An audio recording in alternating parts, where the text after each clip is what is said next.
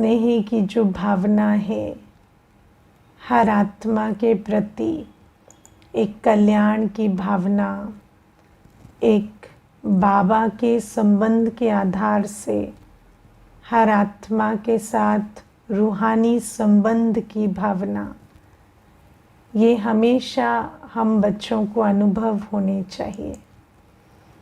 अब जो इसमें इम्पोर्टेंट बात है स्नेह की समझने की, वो ये कि जिस मन में हमें स्नेह का प्रवाह निरंतर रखना है, उस मन में हम किसी के प्रति भी कोई अन्य भावना नहीं ला सकते, है ना। जैसे कई बार सोचते हैं कि इनसे तो हमारा स्नेह है, लेकिन इनके प्रति ये भावना है ना। चाहे क्रिटिसिज्म की, चाहे कंप्लेंट की, चाहे ईर्ष्या की, कोई भी भावना, तो बाबा हमें कहते हैं कि जो मन है, यदि किसी एक के प्रति भी इस पूरे बड़े संसार में मानो सर्व के प्रति शुभ भावना है, कल्याण की भावना है, लेकिन किसी एक के प्रति भी कोई और भावना रखी है, तो फिर वो मन क्या होता है, मैला हो जाता है ना। और फिर उस मैले मन से किसी के प्रति भी कल्याण की भावना नहीं रख सकते। तो पहले तो हम ये समझें कि स्नेह की भावना, यदि स्नेह स्वरूप रहना है तो सदा और सर्व के प्रति रहना होगा। और सदा और सर्व के प्रति केवल आत्मिक स्नेह रह सकता है ना। अगर स्नेह का कोई और कारण है तो वो कारण बदलेगा। मानो अगर मेरे अंदर ये भी कारण है कि आप बहुत अच्छे हैं, इसलिए मेरा स्नेह है आपसे, तो मानो कल आपकी कोई बात मुझे अच्छी नहीं लगी, तो फिर वो स्नेह नहीं रहेगा, वो स्नेह का प्रवाह रुक जाएगा, वो फ्लो अटक जाएगा। तो बाबा हमें कहते हैं इसीलिए जो आत्मिक स्नेह, हर आत्मा के प्रति इसलिए स्नेह क्योंकि वो ईश्वरीय संतान है ना। बाबा के बच्चे से तो स्नेह होना ही चाहिए। तो वो रूहानी आत्मिक स्नेह हमें हर एक के प्रति रखना है। और फिर बाबा हमें कहते हैं कि मानो सिर्फ स्नेह रखना है, अगर ये सोच के निकले, है ना, सिर्फ स्नेह स्वरूप की तैयारी की है, तो फिर सफल नहीं रहेंगे उसमें, क्योंकि कहीं ना कहीं जो चैलेंजेस आएंगे उस स्नेह स्वरूप को कायम रखने में, उन चैलेंजेस को पार करने के लिए शक्तियाँ चाहिए। उन शक्तियों की तैयारी नहीं की है तो फिर वो स्नेह स्वरूप नहीं रहेगा। अब मैं आपको बहुत छोटे छोटे एग्जाम्पल्स देती हूँ। मानो आप लोग भोजन खाने इकट्ठे किसी के साथ बैठे हैं, कोई ब्राह्मणी है, लेकिन उसका जो भोजन खाने का तरीका है वो आपको अच्छा नहीं लगा, है ना। उसकी ईटिंग हैबिट आपको अच्छी नहीं लगी, उसका जो, है ना, मानो वो हाथ से खा रहे हैं लेकिन आपको पसंद नहीं आया, आप हमेशा चम्मच से खाते हैं, तो फिर आपका स्नेह स्वरूप वहाँ रहेगा। हाँ, ऐसे नाक वाक चढ़ जाती है ना। और फिर किसी को वर्णन भी करेंगे तो कहेंगे पता नहीं कैसे खाते हैं, इतना भी नहीं आता, है ना। तो वो भी क्या होता है, वहाँ हमारा स्नेह स्वरूप बदलकर कुछ और स्वरूप बन जाएगा। क्यों बन जाएगा? क्योंकि कौन सी शक्ति की कमी है वहाँ पर, कौन सी शक्ति की कमी है, कौन बताएंगे? बताओ महक बहन, वहाँ कौन सी शक्ति की कमी हो गई? अनम्यूट करो और बताओ। सहन शक्ति की कमी। हाँ जी, सहन शक्ति। सहन शक्ति। Okay, thank you. ओम शांति। वहाँ पर समाने की शक्ति की कमी हो गई, है ना। समाने की शक्ति में कौन सा चित्र आता है? जो सारी नदियाँ आकर, वैरायटी नदियाँ आकर समुद्र में सम्मिलित होती हैं। और समुद्र जो है वो छोटी बड़ी, मैली उजली, दूर से आने वाली, पास से आने वाली हर नदी को अपने अंदर समा लेता है। तो ऐसे ही कई बार जो हमारा स्नेह ब्लॉक होता है उसके कोई बड़े कारण नहीं होते, छोटे छोटे कारण होते हैं। और वो छोटा कारण क्या होता है कि वो हमसे थोड़े अलग हैं, है ना। कोई अगर हमारे से अलग दिखते हैं, उनकी बोलचाल हमारे से अलग है, उनका पहनावा अलग है।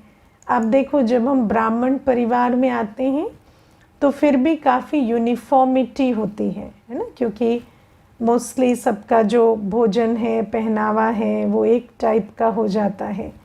लेकिन जैसे हम व्यवहार में रहते हैं दुनिया में, तो उसमें क्या होता है कि किसी का चेहरा अलग है। वो तो ब्राह्मण परिवार में भी होता है कि विदेश के भी भाई बहनें मिलेंगे, है ना, कोई और देश के किसी और प्रकार का चेहरा रखने वाले भी मिलेंगे। और फिर मानो किसी का पहनावा अलग है दुनिया में, या किसी का जो रहन सहन का तरीका है, धर्म है, वो अलग है, जो वो भाषा बोलते हैं वो अलग है। तो फिर वहाँ पर क्या होता है कि हमें स्नेह का अनुभव नहीं होता, अपनेपन का अनुभव नहीं होता। वहाँ वो एनर्जी ब्लॉक हो जाती है। क्यों? हमारे अंदर समाने की शक्ति नहीं है। समाना किसको पड़ता है? जितने भी वैरायटी है, डिफरेंसेस हैं, उनको समाना। और एक समंदर क्यों समा पाता है इतनी जो वैरायटी है उसको? क्योंकि वो विशाल है और गहरा है ना। तो ये विशालता और ये गहराई आत्मा के अंदर कैसे आती है? जब आत्मा के अंदर आत्मिक वृत्ति होती है। क्योंकि आत्मिक वृत्ति से यदि देखेंगे तो याद रहेगा कि आत्मा तो है ना, वो सिमिलैरिटी हमारे अंदर है। तो उस आत्मा की सिमिलैरिटी में ये जितने भी डिफरेंसेस हैं वो जैसे अंदर डिज़ोल्व हो जाएंगे, समा जाएंगे। लेकिन यदि आत्मिक वृत्ति नहीं है तो फिर क्या होगा? वो मेरा तेरा शुरू हो जाएगा और वो स्नेह खत्म हो जाएगा, है ना। तो बाबा हमें यही बताते हैं कि छोटी छोटी बातों में भी स्नेह ब्लॉक हो जाता है। बड़ी बातें तो छोड़ो, जैसे अभी सहन करने की बात हुई, तो अब मानो सचमुच किसी ने कोई व्यवहार ऐसा किया, कोई बोल ऐसा बोला, है ना, तो किसी ने पत्थर मारा। जैसे हम चित्र में दिखाते हैं कि पत्थर मारने वाले को पेड़ ने आम दे दिया। तो मानो किसी ने पत्थर मारा तो उसको सहना पड़ेगा। वो सहना तो अलग, लेकिन कभी कभी तो हम छोटी छोटी बातों से ही अपने स्नेह को ब्लॉक कर देते हैं, है ना। मानो कोई दूसरे धर्म का ही आकर बैठ जाता है तो हमारे अंदर वो जो स्नेह है वो ब्लॉक हो जाता है। या मानो कोई जो आपसे डिफरेंट इकोनॉमिक स्टेटस में है, कोई गरीब है, कोई अनपढ़ है, वो आकर आपके बगल में बैठा है तो अनकंफर्टेबल होने लगते हैं। तो कई प्रकार की आत्मा के अंदर जो प्रेजुडिस होती है, जिसको हम कहते हैं कि ये जो आत्मा के अंदर मैं, यू वर्सेस मी, है ना, या मैं और आप, वो वाली जो भावना है ना, अस वर्सेस देम वाली भावना जो है, मेरा तेरा वाली भावना, वो स्नेह को ब्लॉक कर देती है। तो ये तो बहुत बेसिक बात मैं आपको बता रही हूँ। उसके बाद तो बहुत सारे कारण सारे दिन में बनते हैं जिसमें सहने की भी बात आ जाती है ना। या आप मानो कि अगर और भी शक्तियाँ नहीं हैं, जैसे सामना करने की शक्ति नहीं है। सामना करने की शक्ति क्या होती है? सामना करने की शक्ति आज अच्छे से समझना, जैसे किसी भी कोई भी परिस्थिति आई, है ना, मानो किसी के साथ आपका बहुत मतभेद भी हो गया, और बाबा कहते मतभेद तो ब्राह्मणों का होता नहीं, तो कॉन्फ्लिक्ट नहीं हुआ लेकिन डिफरेंस ऑफ ओपिनियन हुआ, है ना। मानो अंदर से तो हमारे अंदर वो उथल पुथल नहीं हुई, लेकिन ऊपर से बहुत सारा डिफरेंस ऑफ ओपिनियन आया, उनकी सोच हमारी सोच नहीं मिली। मानो ब्राह्मण परिवार में ही हुआ, और उसके बाद थोड़ी सी है ना डिस्कशन होती है, जहाँ पर आपके और दूसरे के विचार मिलते नहीं हैं, वहाँ पर एक बातचीत होती है, वहाँ पर एक एक्सचेंज होता है कि नहीं होता। आप कहते हो नहीं है ऐसे नहीं, ऐसे करेंगे। अब मानो छोटी सी बात है, टेबल कहाँ रखना है ना मैं बहुत छोटे छोटे एग्जाम्पल दे रही हूँ, लेकिन बातें इतनी हमेशा छोटी नहीं होती, और भी बातें हो जाती हैं। तो मानो एक टेबल कहाँ रखना है, तो आपने कहा कि वो कॉर्नर में अच्छा लगेगा, किसी ने कहा इस कॉर्नर में अच्छा लगेगा। तो आपने बात की, आपने कहा नहीं नहीं मुझे लगता है उस कॉर्नर में इस वजह से ठीक रहेगा, या आपने 5 कारण उसके लिए दिए, उन्होंने भी इधर के लिए 5 कारण दिए, फिर फाइनली उनकी बात मान ली गई, ठीक है ना और उनकी बात में भी उन्होंने ज़्यादा फोर्सफुली कहा या आपको कन्विंस किया या जो भी हुआ, लेकिन वो बात मान ली गई, या वो बड़े हैं इसलिए माननी पड़ी।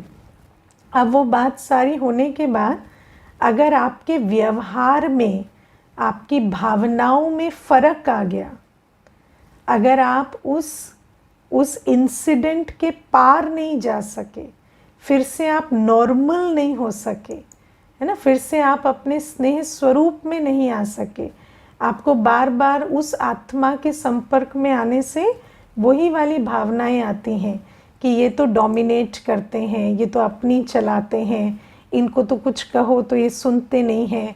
तो अगली बार आपको कहने में ऐसा लगने लगा नहीं मुझे चुप रहना है, या कहीं मेरे एक्सप्रेशन के लिए ना कह दें, या कहीं मेरे कुछ कहने सोचने के लिए कुछ ना कह दें। तो इस प्रकार की यदि हमारे अंदर संकल्प चलने लगे हैं, तो इसका मतलब हमारे अंदर सामना करने की शक्ति नहीं है। सामना करने की शक्ति मतलब ये नहीं होता है कि आप किसी के, है ना, किसी का बहुत बुरी तरह सामना करो, या किसी के साथ रूड हो जाओ, या किसी को उल्टा सीधा बोलो, या किसी के प्रति क्रोध रखो। वो सामना करना नहीं होता है। सामना करना होता है कि जब हम एक सिचुएशन में हैं, तो मानो आपको जो भी उस परिस्थिति में करना है, चाहे वो परिस्थिति किसी आत्मा को इन्वॉल्व करती है, चाहे वो किसी और एक्सटर्नल परिस्थिति को इन्वॉल्व करती है। अब मानो कोविड है, किसी को कोविड हो गया, कोविड हुआ, ठीक हुआ, तो वो जो उसका सामना तो हमें कुछ करना नहीं है ना, क्योंकि उसकी तो कोई दवाई ही नहीं है। तो आएगी जाएगी, जितने दिन कोविड का दिल करेगा वो रहेगा, और फिर उसके बाद जाएगा। लेकिन सामना करने की शक्ति क्या है कि वो आए जाए, लेकिन मेरी जो एटीट्यूड है, मेरे अंदर जो अवस्था है, वो अवस्था फिर से वैसी की वैसी हो जाए, मेरी अवस्था में वो दाग ना लगे, है ना। मेरी हर फ्यूचर की फीलिंग्स में ऐसा ना दिखाई दे कि हाँ ये कोविड से गुजरे थे ना, तो इनके अंदर ये चेंज आ गया है। तो दूसरे को नहीं, मुझे भी ना नज़र आए, मेरे अंदर भी वो रेसिड्यू ना रहे, किसी भी परिस्थिति व्यवहार के आने और जाने के बीच जो उसमें घात हो जाता है ना, वो घात ना हो, है ना। कोई भी बात आती है तो आपको जो उसके प्रति करना है आपने किया, और उस परिस्थिति को पार किया, लेकिन उसके बाद आप जैसे पहले थे वैसे हो जाए, बस थोड़े ज़्यादा अनुभवी हो गए, है ना, बस इतना। तो इसको कहते हैं सामना करने की शक्ति। तो बाबा हमें कहते हैं कि अगर सामना करने की भी शक्ति नहीं होगी, तो धीरे धीरे आप फील करेंगे कि जो पहले आपकी लवफुल स्टेट होती थी, जो अंदर एक सबके प्रति एक कनेक्शन फील होता था, वो धीरे धीरे डिस्कनेक्टेड फील होने लगता है। अंदर से वो स्नेह स्वरूप संबंध का अनुभव घटने लगता है। तो इस प्रकार से हर बात पर अगर आप हर शक्ति का भी विचार करेंगे, तो आपको मालूम पड़ेगा कि हर शक्ति की आवश्यकता पड़ती है, इसलिए कि हमारी जो स्नेह स्वरूप अवस्था है वो कायम रहे। नहीं तो क्या होता कि स्नेह है या लेकिन शक्ति नहीं है, तो फिर स्नेह भी धीरे धीरे ख़त्म होने लगता है। और आजकल तो आप आत्माओं का हाल देखेंगे तो ज़्यादातर नज़र क्या आ रहा है कि हर आत्मा की जो दिल है वो स्नेह से सूख चुकी है ना। आत्माएं अपनेपन या स्नेह की कैपेबिलिटी को खोती चली जा रही हैं। क्यों? क्योंकि एक एक बात आती है और वो जो स्नेह का जो जूस है ना, उसको थोड़ा सा कम करके चली जाती है। और फिर धीरे धीरे पता चल रहा है कि हमारी जो दिल है वो बहुत ड्राई हो गई है। तो इसीलिए बाबा हमें कहते हैं, अगर सफलता चाहिए, सफलता क्या है कि हम अंतमते सोगति के समय बिल्कुल आत्मा भरपूर रहे। तो उसके लिए हमें ये दोनों शक्तियों का बैलेंस चाहिए, दोनों चीज़ों का, स्नेह और शक्ति दोनों का बैलेंस चाहिए। तो ये पहली चीज़। दूसरी चीज़, आज बाबा हमें कहते हैं कि तुम्हें अपनी विकारी वृत्तियों को बदलना है देही अभिमानी स्थिति से, है ना। बाबा ने आज हमें कहा ना कि देही अभिमानी अवस्था से तुम्हें अपनी विकारी वृत्तियों को बदलना है। अब ये जो विकारी वृत्ति है, इस पर मैं आज थोड़ा सा विचार कर रही थी। आप देखो कि आत्मा की जो वृत्ति होती है, जैसे अब काम विकार है, तो काम विकार सबके प्रति तो नहीं होता, है ना। काम विकार भी आत्मा का जो है वो सबके प्रति जागृत नहीं होता। तो काम विकार का आधार भी एक वृत्ति है, एक एटीट्यूड है ना। जिस आत्मा के प्रति हमारी वो वृत्ति होती है, उसके ही प्रति हमारा वो विकार जागृत होता है। या आप क्रोध को भी देखो, तो कोई भी व्यक्ति सबको जाके गुस्सा तो नहीं करता ना। किसी को देखा है जो मिले उस पर गुस्सा कर दे? नहीं उसको मालूम है कि मुझे इस पे गुस्सा करना है, इस पे नहीं करना है। तो वो क्या है जो हमें बताता है कि इस पे गुस्सा करो, तुम्हें अलाउड है, इस पे गुस्सा नहीं करो, या इसके प्रति कामी दृष्टि रखो, इसके प्रति तुम्हें अलाउड नहीं है ना। या लोभ भी जो है, तो हर जगह लोभ की वृत्ति नहीं होगी। अपने घर में होगा तो सोचेगा कि हमारे तो इसका भी बढ़े, इसका भी बढ़े, दूसरे का सोचेगा इसका हमें मिल जाए, है ना। तो ये लोभ भी जो है वो कहाँ से आता है? वो भी एक एटीट्यूड है, एक वृत्ति है, उसके कारण वो लोभ जागृत होता है। मोह भी सर्व के प्रति नहीं होता, देह अभिमान भी सबके प्रति जागृत नहीं होता। मुझे याद है एक भाई थे, बहुत ईगो में रहते थे। माना हम लोगों को भी ऐसे ना, कभी सेंटर आते थे ना, तो हम लोग भी थोड़ा सोच सोच के बात करते थे क्योंकि किस बात पे नाराज़ हो जाते थे पता ही नहीं चलता था। तो शुरू शुरू में आते थे तो लगता था पता नहीं किस बात पे नाराज़ हो जाए।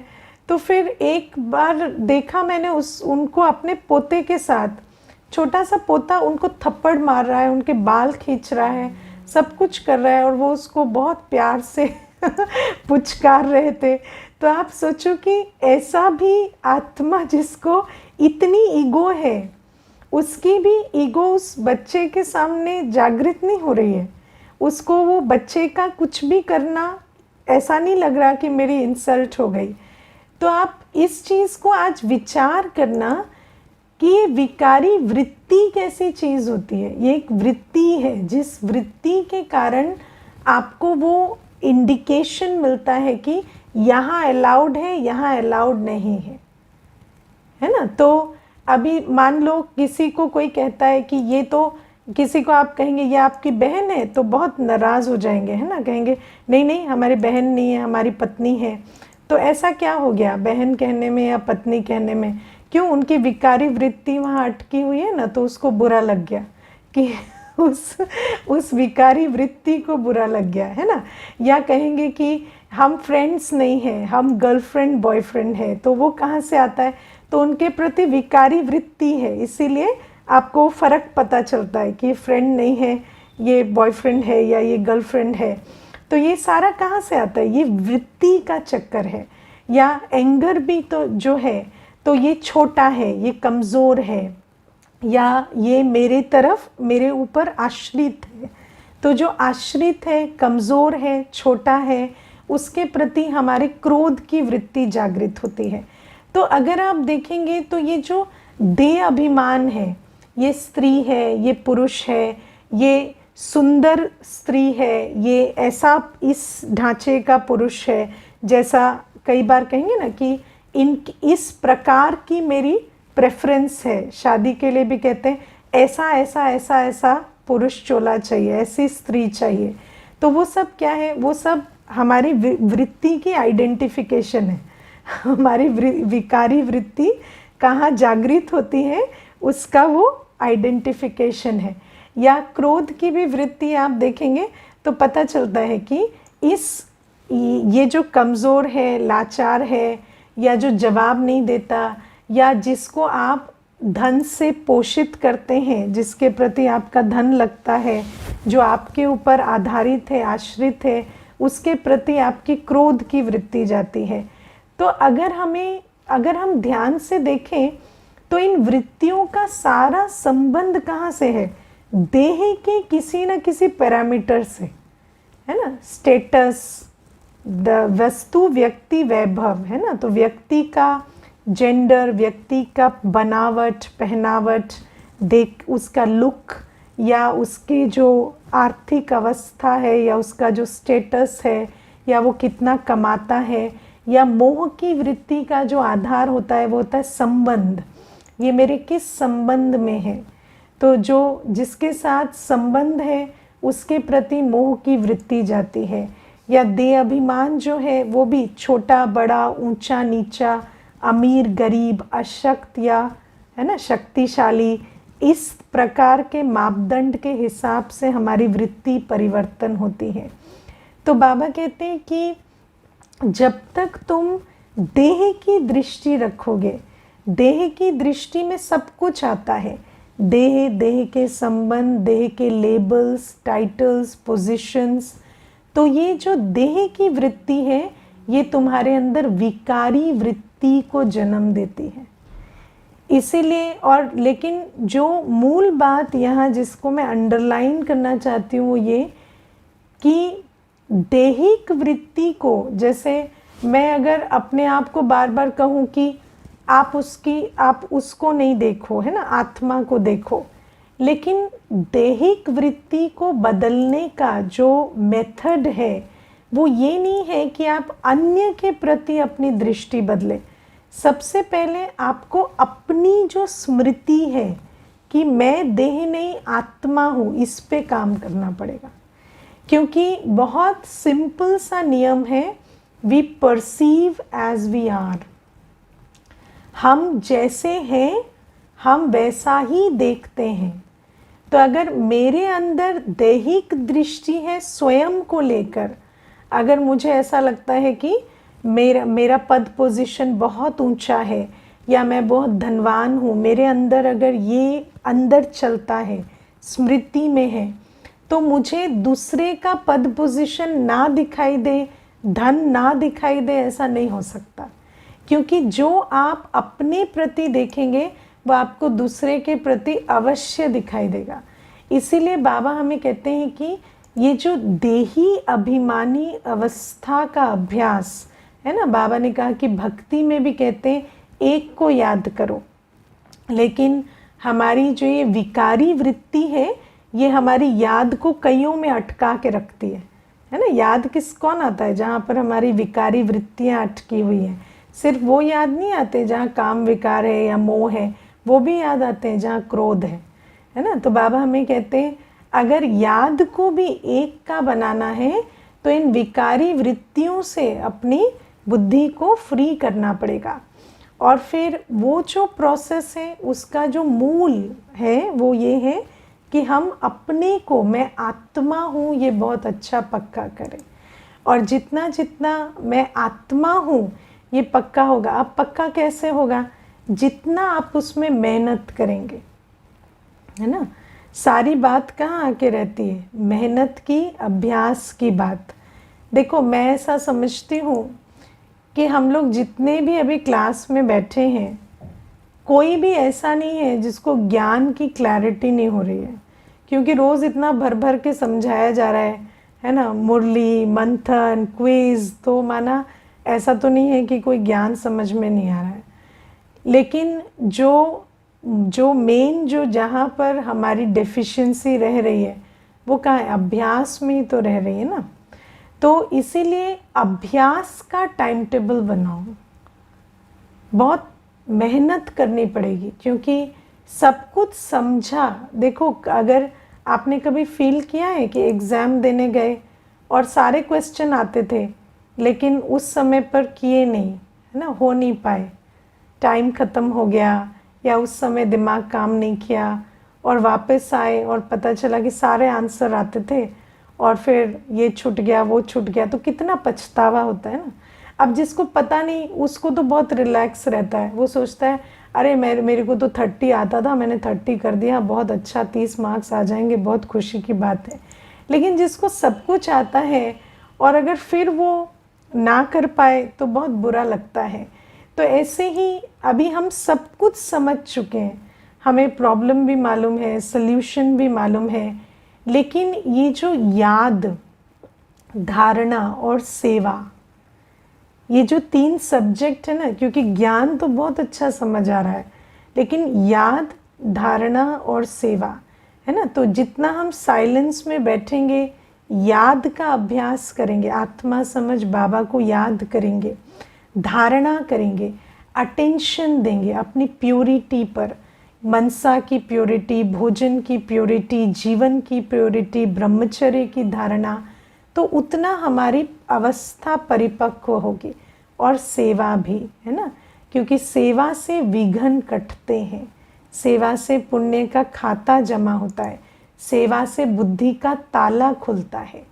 तो इन तीनों बातों को जितना हम अटेंशन देंगे उतना हमारी अवस्था बहुत अच्छी रहेगी। नहीं तो मालूम है क्या होगा? नहीं तो क्या होगा? धीरे धीरे निराशा बढ़ेगी। निराशा क्यों आती है? जब बाबा ने हमें बहुत अच्छी एक बात बताई है, जो बाबा ने 3 सर्टिफिकेट हमें बताए हैं, आपको मालूम है ना, स्व से संतुष्ट, सर्व से संतुष्ट और बाप से संतुष्ट, या बाप आपसे संतुष्ट, सर्व आपसे संतुष्ट और आप स्वयं से संतुष्ट। ये 3 संतुष्टता के सर्टिफिकेट हमें लेने हैं। अब जो स्व से संतुष्टता है ना, जो सबसे इम्पॉर्टेंट चीज़ है, वो स्व से संतुष्टता तब आती है जब हमारी सोच, बोल और कर्म सेम होता है। अब देखो, जब हमारा ज्ञान की समझ बढ़ जाती है तो हमारी सोच तो बहुत ऊंची हो जाती है ना, क्योंकि अभी जैसे आप बैठे हो तो सोच रहे हो ना, ज्ञान सुन रहे हो, साथ साथ सोच भी रहे हो, तो आपकी जो सोच का स्तर है वो कैसा हो गया? बहुत ऊंचा हो गया। वाणी में भी, है ना, सब ज्ञानी हो गए, एक एक वाणी चलाते हैं, बोलते हैं, किसी से बात करते हो कहते हैं आप में तो बहुत ज़मीन आसमान का अंतर आ गया है, पिछले साल तो आप मेरी तरह बात करते थे, अभी आपका बातचीत का ढंग बिल्कुल बदल गया है। लेकिन जब अपने ही कर्मों को देखेंगे ना, कि कर्मों में कुछ भी नहीं है, वही फ्रस्ट्रेट हो रहे हैं, वही दुखी हो रहे हैं, वही इनडिसिप्लिन है, वही चिंता हो रही है, वही क्रिटिसिज्म चल रहा है, वही डर लग रहा है, तो फिर अपने आप से निराशा होती जाएगी। क्योंकि सभी तो आपकी ऊपर की इमेज देख रहे हैं, लेकिन जो आप एक्चुअली हैं वो आपको ही दिखाई दे रहा है, इसीलिए अपने आप से निराशा होगी। तो इसलिए बहुत अटेंशन देना है अब हमें कि हमारी मनसा वाचा कर्मणा सेम हो। और वो कब होगी? जब याद का चार्ट, धारणा पर अटेंशन और सेवा का चार्ट बढ़ाएंगे, है ना। तो अभी सभी इस पर प्लान करो। आज का आपका होमवर्क क्या है कि आप अपनी याद, धारणा और सेवा को बढ़ाएं कैसे, उसके लिए आप प्लान बनाओ। और जितना वो बढ़ेगा उतना ये जो देही अभिमानी स्थिति है वो अपने अंदर पक्की होगी। और देही अभिमानी स्थिति बनी माना विकारी वृत्ति का परिवर्तन होगा, और विकारी वृत्ति का परिवर्तन हुआ तो हमारे अंदर जो जैसे बाबा हमें कहते हैं ना कि तुम एक की याद में एक रस हो सकेंगे, क्योंकि ये विकारी वृत्ति के कारण हमारी याद जो है वो अनेकों में बंट जाती है। तो इस पर भी अटेंशन देना। और प्यारे बाबा आज हमें कहते हैं कि याद और सेवा का डबल लॉक लगाओ, है ना। तो डबल लॉक किस दरवाजे पे लगाना है, पहले हम ये समझेंगे, है ना, क्योंकि दरवाजे पे ताला लगाते हैं ना, तो कौन सा दरवाज़ा है जिससे माया बहुत आ रही है, उसी कारण से वहाँ पर डबल लॉक याद और सेवा का लगाना पड़ेगा। तो वो जो दरवाज़ा है जिस पर आपको डबल लॉक लगाना है वो है समय और संकल्प।